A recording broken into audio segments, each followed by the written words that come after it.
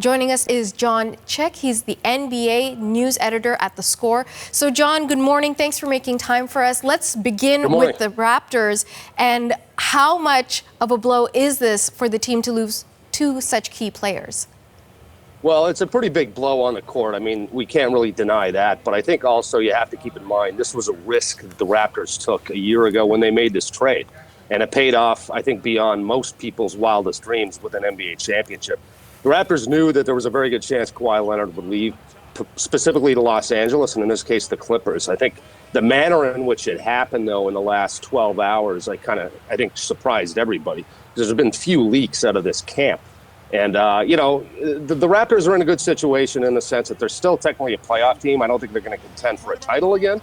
But in 2 years, they're going to have a lot of salary cap space, and Masai Ujiri has demonstrated an ability to rebuild. When you said that it surprised you how this whole thing unfolded in the last 12 hours, what do you mean by that? Well, what's happened in the last week is Kawhi Leonard runs a really tight circle. He's not on social media. He's not out there the way a lot of NBA players are. Very little leaks out of his camp. So in the last couple of days, you've heard people say that there was a 99% chance he was going to re-sign with the Raptors or a chance that he might go to the Lakers.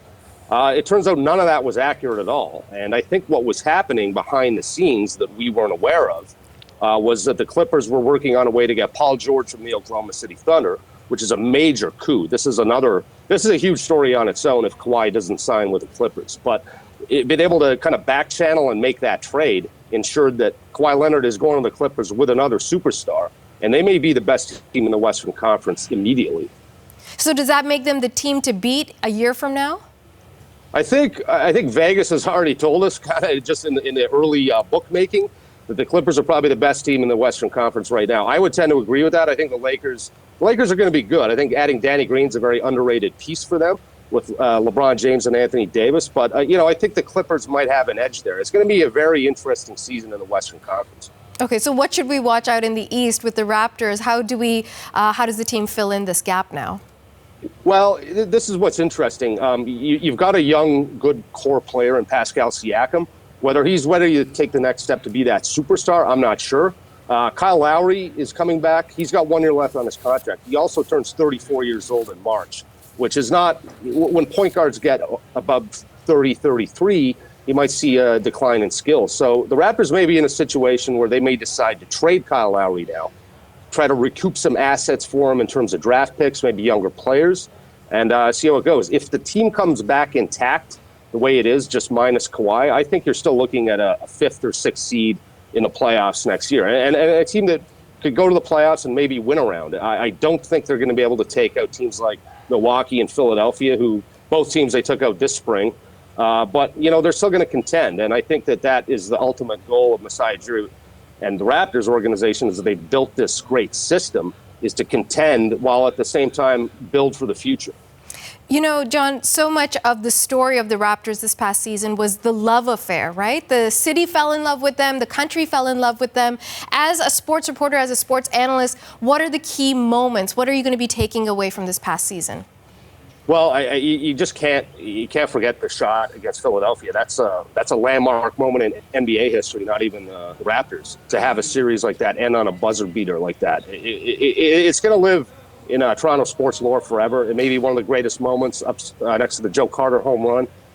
As far as that goes, I just remember when the trade happened almost exactly a year ago, a lot of people were like, well, this is a one-year project because they didn't expect him to re-sign. Ultimately, that turned out to be true. But I think the magical run from the laugh at the press conference to tying it up at the victory parade in Nathan Phillips Square, where he does the same laugh, mocking himself. I think it's difficult for any Raptor fans to walk away with any hostility towards Kawhi. This is a business. This is the way the NBA works. You just got to keep moving. And I think the Raptors are in good position to do that no matter what. Okay. John, thanks so much for your time this morning. Thank you.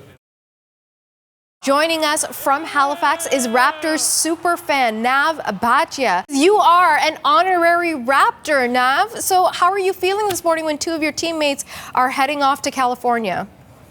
Well, I'm sorry to hear that they are leaving. That's their decision. We respect that. We give them all the time and the room and the love to make that decision, and so we didn't leave any stone unturned. It's in the end, it's a NBA, it's a business, and I respect their decision, whatever they've decided. I'm thankful that they were a part of the team which won the championship for us, and but we move on. I feel really good about it, and I'm not depressed or anything, and anybody who's watching right now shouldn't be depressed about it. We are going to move on. We are going to come out stronger. We are going to be good. Yes, they were very good players, both of them, but it's not the end for us. We have still a bunch of core, a team which is very good, which was a part of the championship.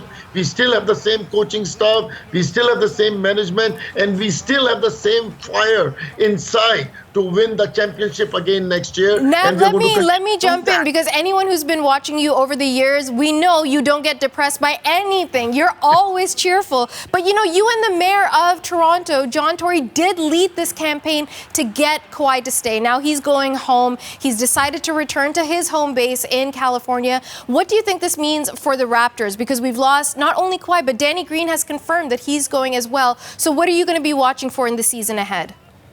Well, I'm going to be watching that. I have a full faith in Masai and Masai Ujiri. He's going to, now he gave all the time. He didn't make any moves. But I think starting right now, if he's already not on the phone, he's probably talking and trying to get some tough, good players for us. And we are going to be ready for the next season. We are going to be ready, and we are still the champions. And, to Kawhi, when he comes to Toronto, I think we should all give him a standing ovation. We should give him a lot of love, because he was a part of the team which got us the championship. But once the game starts, for that 48 minutes, if he's on the free throw on my side, I'm going to throw the ball in the air. I'm going to be throwing the towel. I'm going to be waving everything I can do for him to miss the free throw. Okay, so Nav, as I've mentioned, I've got my friends and colleagues, Rob and Devin, in the studio with me. Rob actually has a question for you. Go ahead, Rob. Nav, I want to know, we all know you've been a Raptor fan for so many years, and you've been around for some other departures. You were here when Vince Carter left, Chris Bosh, DeMar DeRozan, Tracy McGrady. Where does this one rank as far as the sting you're feeling in the morning right now? I think it's on the third one. The first one was Vince Carter was the highest shock to me. Second was maybe you can call T-Mac.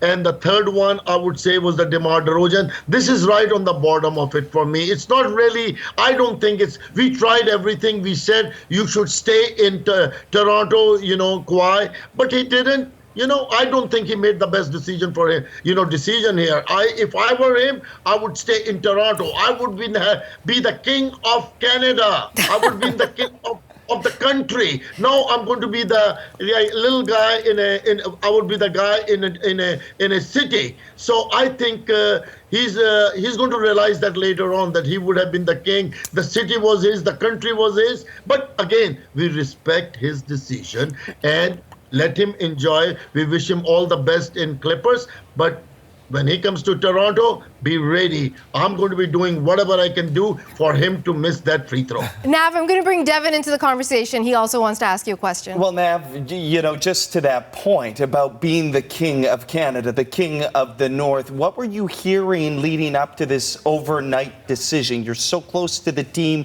You have personal contacts to the team. Everybody wanted to believe this would go Toronto's way. What were you hearing throughout all of this? And did you remain hopeful even into the wee hours of the night when this decision was made?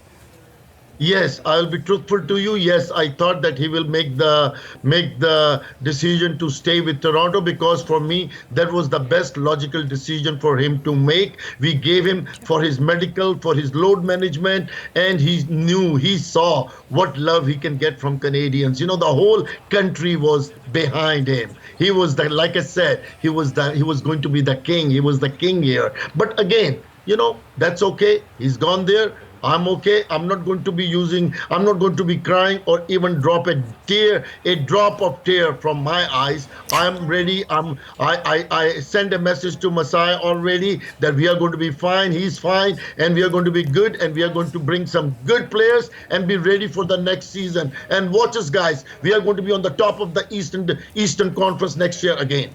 Go ahead, Dev. And Nav, another question. You and I had a moment at center court Oracle Arena after the team won a championship, and you were overwhelmed with emotion then. It's been 23 days since the Raptors won that first ever title. What has this been like for you throughout all of this? And you know, obviously Kawhi leaving, but what have the last few weeks been like for you? Amazing journey. You know what? I have seen so much, the dream come true for all Canada. I should say, I was going to say Toronto, but this is a dream come for all of Canada. And you know what the beauty of all this thing is? It brought Canada united together. It was like Canada Raptors versus Golden State Warriors.